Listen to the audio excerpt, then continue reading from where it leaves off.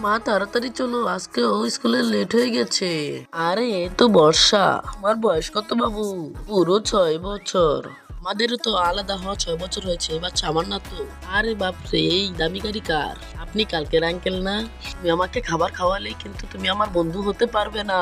তোমার জন্য আমার কাছে আরেকটি উপহার আছে, এখন কি তুমি আমার বন্ধু হবে? তুমি এত করে বলতেছো, আচ্ছা ঠিক আছে, আজকে থেকে আমরা বন্ধু। তুমি কোথায় গিয়েছিলে আর তোমার সাথে এটা কে? এটা আমার নতুন বন্ধু। কে বানিয়েছে? আমি তো রাস্তা হারিয়ে ফেলেছিলাম, সে আমাকে এনেছে আমাদের বাসায়। এই কোথায় ঢুকছো? তুমি যদি আমাদের বাসায় থাকতে চাও তাহলে সব কাপড় ধুইতে হবে এবং তার জন্য খাবার বানাতে হবে। ছি, তুমি কি এত বাজে রান্না করেছো? এমনি আমি তোমার মিথ্যা প্রশংসা করলাম।